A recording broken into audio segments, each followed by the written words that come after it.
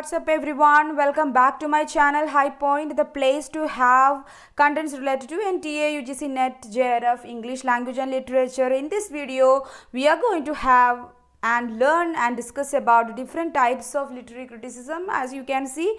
And with this we are going to start a series of video lectures about literary theory and criticism. I think this is going to help you massively in your studies related to NTA, UGC, NET, English. So if you have not yet subscribed to my channel, please subscribe to my channel for more contents like this, and also press the bell icon so that whenever I am uploading a video you will get the link, you will get the notification. And also follow me in Instagram, where I am sharing lot of several materials in the form of study cards, amazing facts and reels and short videos and carousels there that you can actually save into your Instagram page. And this video is going to be a brief video about, we will go just briefly about different kinds of criticism that we can see throughout the ages of all these years and centuries, different types of criticisms. And also I have provided elaborate discussions and elaborate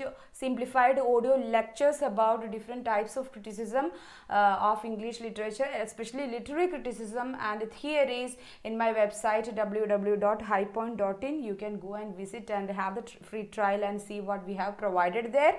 So if you are interested, you can also subscribe to the course, and once you subscribe to the course you get two bonuses. And what are they? You'll get daily, weekly test in every Saturdays, and also a personalized study guidelines for you to be consistent in your studies, and we will be evaluating a lot more things we are planning on the way again. So if you are interested, you can go and visit my website, and if you want to know more about the course, you can have a chat with me, or you can call me directly in this number given here, 70124912205. And yeah, I also have a WhatsApp group in which I am sharing daily quiz questions and its answers, news and updates related to NTA, UGC, NET, and also some study cards as well. So if you want to join the WhatsApp group, you can go to the description box and click the link and join.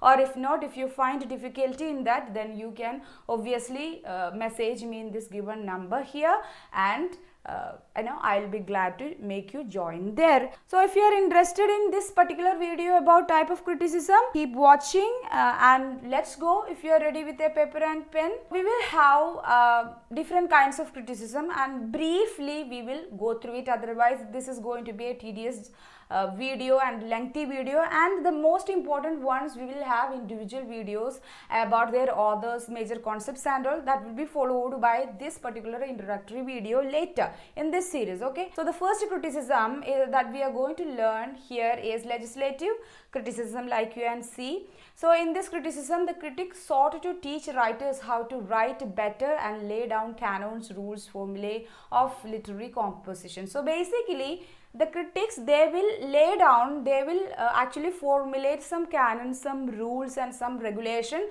about how a writer can be a better writer, how a writer can write in a better way. Okay, it's not about a particular work. They may cite some particular work as examples, but still basically they are laying down canons, rules, formulae of literary composition. Okay, that kind of criticism is known as legislative criticism. Okay, I hope it is clear.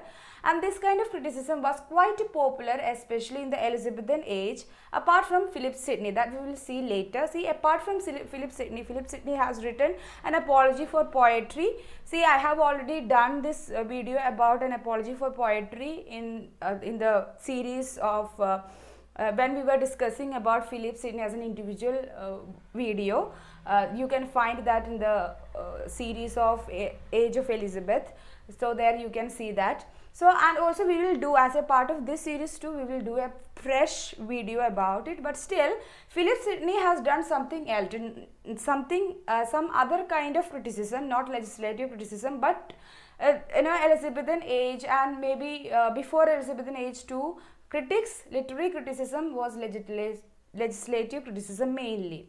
Nearly all the critics directed their remarks towards the writers rather than the readers. So it was like concentrated around writers, how they can write better works, how they can write in a better way, what are things that can come in help, in order to become a better writer. So such things were discussed, and it is concentrated around writers, not the readers. Okay, their criticism was uninspiring as well as like a recipe book. So it's like a recipe book. If you have these combinations, then you will have a better book. Okay, it's like anyone who are intelligent enough to apply these rules or formulae in their composition can become a great poet. So it's not about the talent of the poet or the literariness that the poet can produce, but if the poet or literary person is intelligent about intelligent enough to apply and reproduce a work or produce a work according to the rulers, then that kind of approach was there about literature in legislative criticism. So I hope this was clear. And moving on, next criticism is judicial criticism. And this kind of criticism pronounced judgments on works of literature on the basis of certain rules. So some critics, they will actually create some canons and rules and some ingredients to write better works. And judicial criticism, they'll pronounce judgments upon literary works, whether this work is good or whether this work is bad, on the basis of certain rules. There will be always a certain rules. If that work comes under and respects that certain rules, then that is a good work. If not, if actually this work goes beyond that certain rules, then that is a bad work. And they merit a work if it follows the rules accurately, otherwise the particular work is of no good. And these set rules are devised from the ancient Greek and Latin masters, especially Aristotle and Horace. So we can see that Aristotle and Horace, their rules will be used in order to evaluate and judge works, and their rules, using their rules, these literary works are judged and categorized as bad works or good works.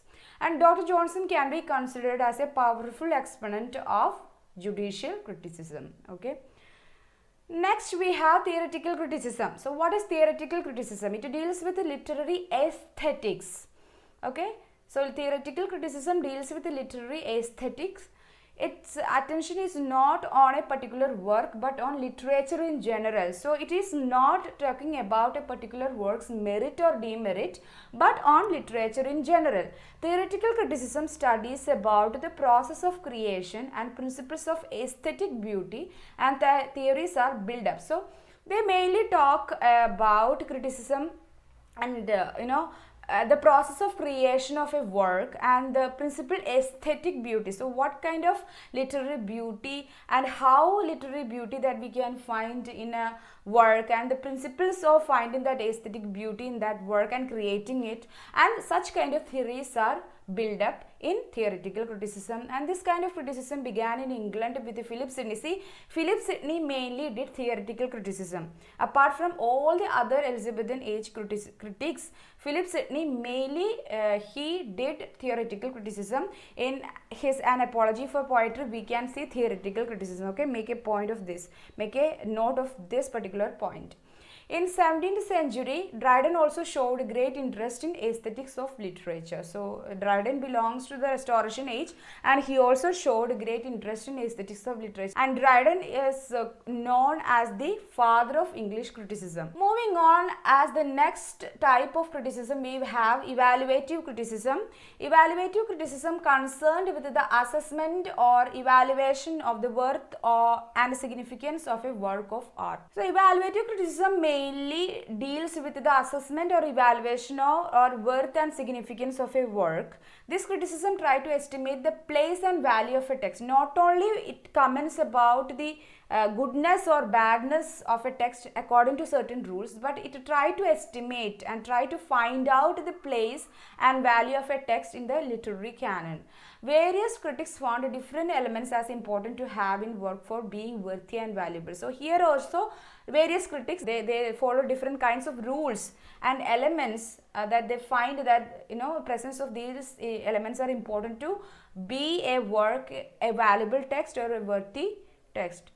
T.S. Eliot considered moral and ethical standards as necessary to determine the greatness of a work of literature more than or along with the literary standards. So, T.S. Eliot is one of the proponent of evaluative criticism, and T.S. Eliot considered that moral and ethical standards are as important as literary standards in a work in order to be that work a worthy and valuable text.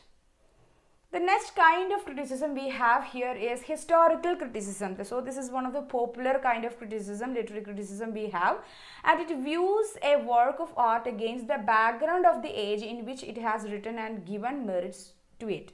So it gives merits to it. So like that, a work is produced in a particular age by a particular author who lived in a particular age, so that background of the age will be a great influence upon that work, right? So mainly historical criticism, they will view the background of the age that got influenced in creating that work, and according to that it gives merit to it. And historical criticism works on the assumption that every writer will get influenced on the age in which he or she belongs, so that a work cannot be read alone, eliminating its socio-political and historical background and relevances. So we can see many controversial thoughts and rules and some controversial things put against this kind of analysis of a text, but still historical critics, they actually argue that an age certainly has some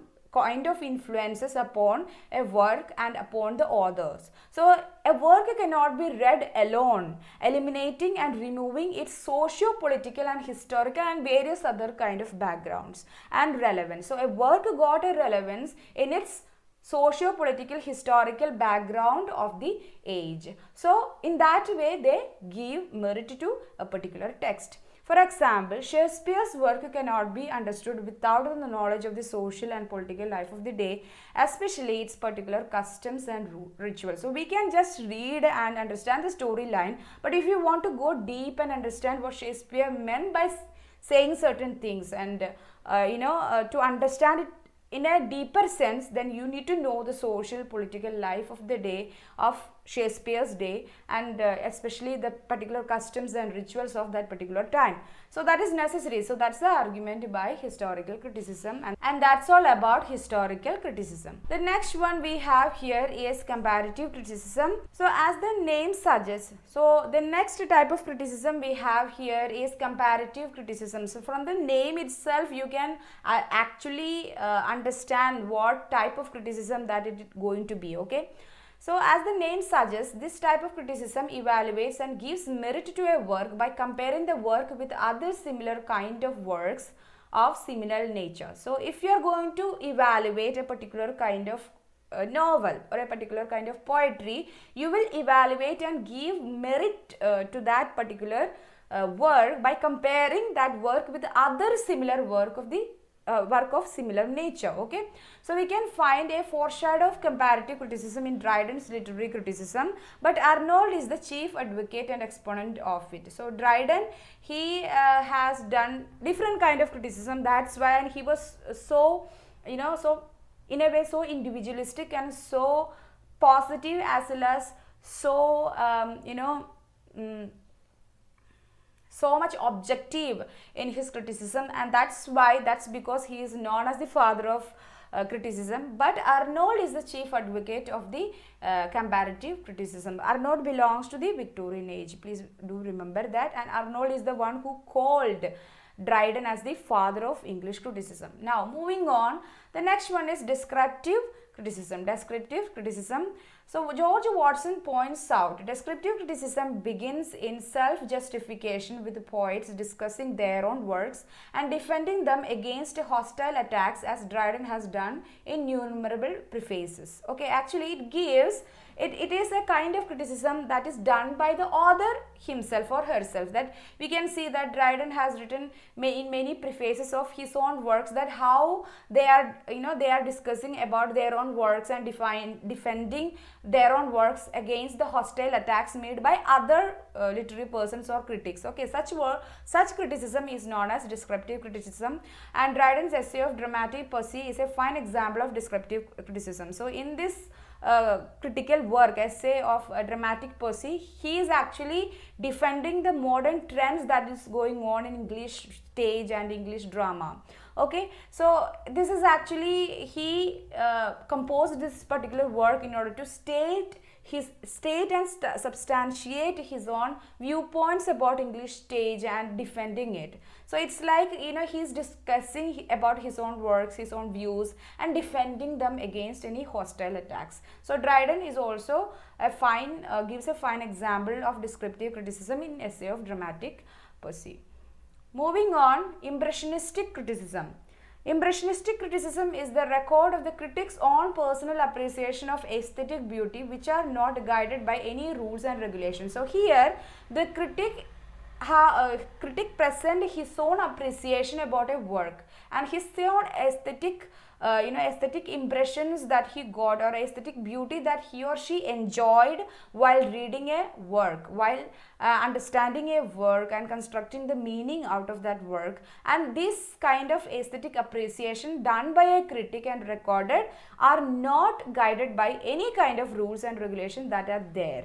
And the critic does not care to evaluate the work and call it good or bad, but just gives his own impressions while reading the work to the reader. So this is not intended. So impressionistic criticism, does not intended by a critic to say this work as a good work or bad work. For that you need some rules and regulations, right? But here critic does not consider any rules or regulation, but simply giving his aesthetic enjoyment of that particular work, his impressions while he or she is reading that particular work to the readers. That's all. Not evaluating a work good or bad.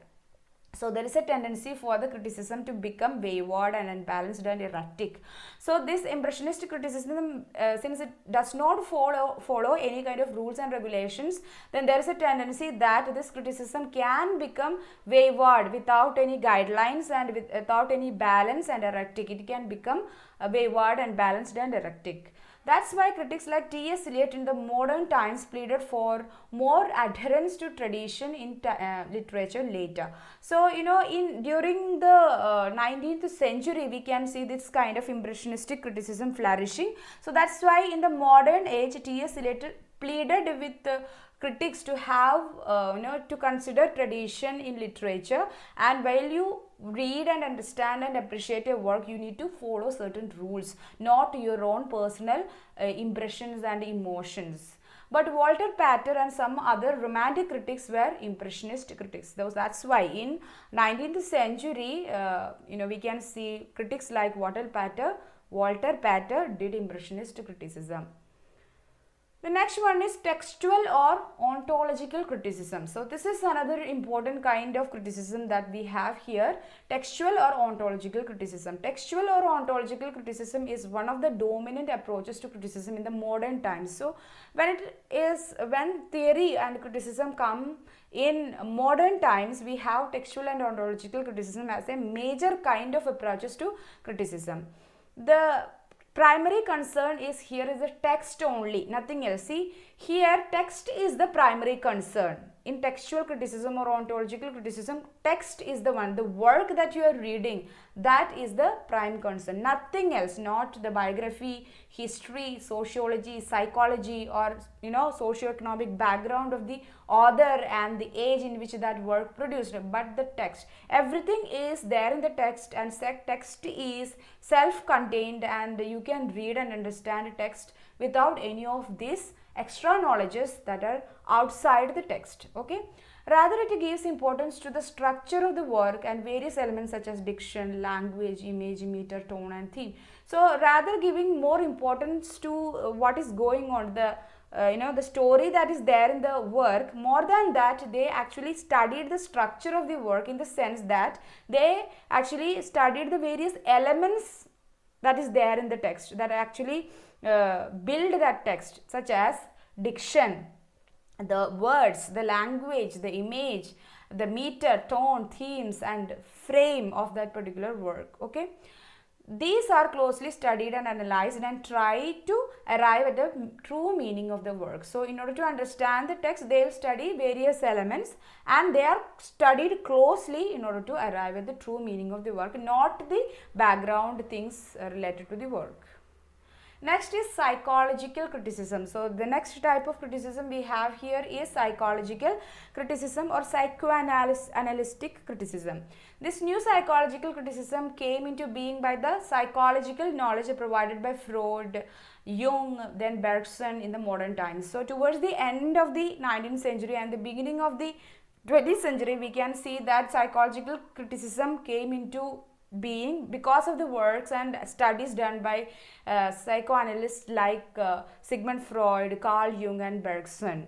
So through these new interpretations and segments are discovered. So they actually analyzed various levels of minds and the working of minds and all. So the new interpretations that they have given actually created new interpretations and significance in literature and literary criticism as well. Psychology has provided the critics to study the interior life of the writer and then to study his works with reference to it. So here, literature is not considered as a mechanical work, but it is a product of the interior life, and studying an author's interior life can help you to understand a work in various ways and the interior life of the characters as well. So in that way, psychological criticism works in the modern times. It came out. Next one is sociological and Marxist criticism. So it's like historical criticism only, but it follows some Marxistian ideas. And it is one of the popular criticism of the modern period. See, sociological and Marxist criticism is one of the major and popular kind of criticism of these times, and it examines a work of art with reference to the social milieu of its author. So now, which class, not only the age in which that author belongs, but you will examine a work of art with a reference by considering the social class and caste and level in which or milieu of that particular author.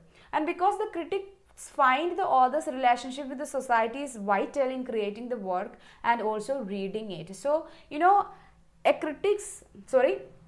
an author's relationship, what kind of relationship that the author has with the society that in which he or she lived, that actually vital and important in creating that work. Yes, right?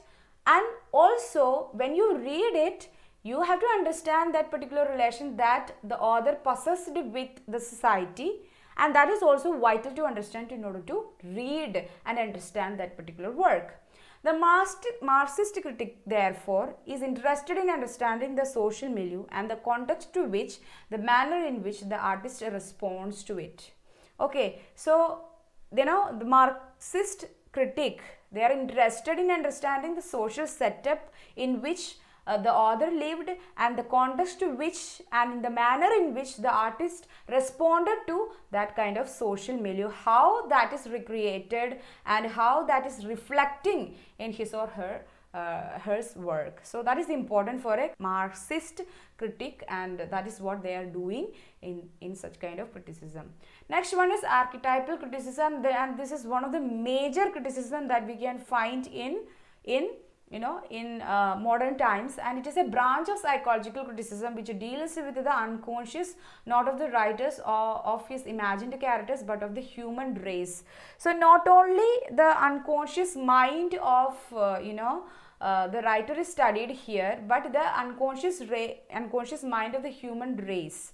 Okay, so here in archetypal criticism we can see collective consciousness as a major term, that the human race itself has a collective consciousness that is preserved in our unconscious level of mind. So that is if we could find such kind of archetypal patterns from this text, then we can understand and we can interpret more about this text, and we can excavate different kinds of meanings out of it. And it is also known as totemic, mythological or ritualistic criticism too. So these are other names for archetypal criticism. We will have individual videos and detailed videos about important criticism and theories of the 20th century or modern times. Okay, so don't worry about the brief things that we are discussing here. The critics try to examine literature with the hope of discovering the existence of underlying mythological patterns. So there are mythological patterns, prototypes and archetypal patterns that are there, still preserved in the psyche or the unconscious level of human mindsets. So that if you could understand through literature, while we are examining a literary piece of work, then we can actually understand the underlying structure of the work in a more deeper sense. Okay, that's what they are arguing and they are doing in archetypal criticism. So I guess we have finished 12 kinds of literary criticism. I know that there are lot of other kind of criticism that you must know. So if you know further kinds of literary criticism, do mention that in the comment section, and also don't forget to mention the names of 12 kind of criticism that we have learned today. Mention that also in the comment section, so that I also understand and come to know that you have understand something and you have seen this video. And for the future students too, this will be a great inspiration to watch this video and understand. So don't forget to follow me in these platforms. Visit my website for more study materials related to NTA, GC, NET, JRF, and message me in this number if you want to join the WhatsApp or you want to know more about the course and the bonuses that we are giving, because a 15% off is going on. I don't want you to lose it, guys. So, and also don't forget to follow me in Instagram, and if you have an Instagram page, then follow me in this ID, and I'm sharing lot of study materials there, free study materials there, that you can follow, that you can have and you can study and you can save into your account, your page, and whenever you want it you can have it. So I am also planning live video sessions about literature, some literary works and some literary authors too there. So if you have a page, Instagram page, don't forget to follow me there too. And yeah, so thank you for watching this video. Let's meet in the next video session. Until then, keep studying for NET and stay tuned to my channel. Bye bye. Thank you.